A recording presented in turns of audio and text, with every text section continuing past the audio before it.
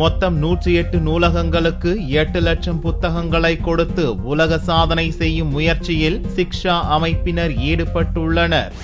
கடந்த 2009ஆம் ஆண்டு சிக்ஷா அமைப்பினர் 1,10,000 புத்தகங்களை 35 நூலகங்களுக்கு வழங்கினர். தொடர்ந்து 2013, 2014ஆம் ஆண்டு ரோட்டரி அமைப்பின் 108வது ஆண்டு விழா நாடு முழுவதும் கொண்டாடப்படுவதை முன்னிட்டு 108 நூலகங்களுக்கு 8 லட்சத்துக்கும் மேற்பட்ட புத்தகங்களை அளித்து உலக சாதனையை நிகழ்த்தும் முயற்சியில் ஈடுபட்டுள்ளனர். கடந்த செப்டம்பர் 30ஆம் தேதி துவங்கி அக்டோபர் 7ஆம் தேதி இரவு 8 மணிக்குள் அனைத்து புத்தகங்களும் சென்னை வந்து சேர வேண்டும் என்று இதன் ஒருங்கிணைப்பாளர் லேனா தெரிவித்தார். ஒரு 8 லட்சம் புத்தகங்கள்ல 7 நாள்ல நம்ம ஸ்பென்சர் பிளாசா 3rd ஃபேஸ்ல கலெக்ட் பண்ற ப்ராசஸ பண்ணிட்டு இருக்கோம்.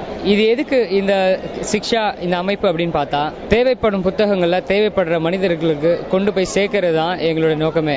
இது வரைக்கும் எங்களுக்கு தேவைப்படுற புத்தகங்கள் நிறைய ஸ்கூல்ஸ்ல இருந்து, காலேஜஸ்ல இருந்து, கார்பரேட்ஸ்ல இருந்து பெர்மிஷன் வாங்கி அவங்க கிட்ட கேதர் பண்ணியிருக்கோம். இந்த 8 லட்சம் புத்தகங்களுக்கு தொடக்கூடிய எல்லைக்கு நாங்கள் வந்துட்டோம். இன்னும் உங்களுடைய ஒத்துழைப்பு எல்லாரும் சேர்ந்தாங்கன்னா கண்டிப்பா இந்த 8 லட்சம் புத்தகங்களை எங்களால் தேவைப்படுற மனிதர்களுக்கு லைப்ரரி மூலமா கொண்டு போய் சேர்க்க முடியும். தனக்கு உதவிய புத்தகங்களை பிறருக்கும் பயன் தரும் வகையில் தருவது மனநிறைவை தருவதாக கல்லூரி மாணவி நவீனா தெரிவித்தார்.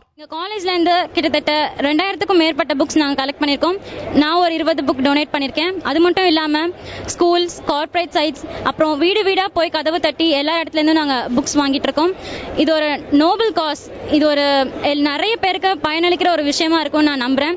அதுக்காக என் சைட்ல இருந்த முழு முயற்சியும் நான் பண்ணிட்டேன்.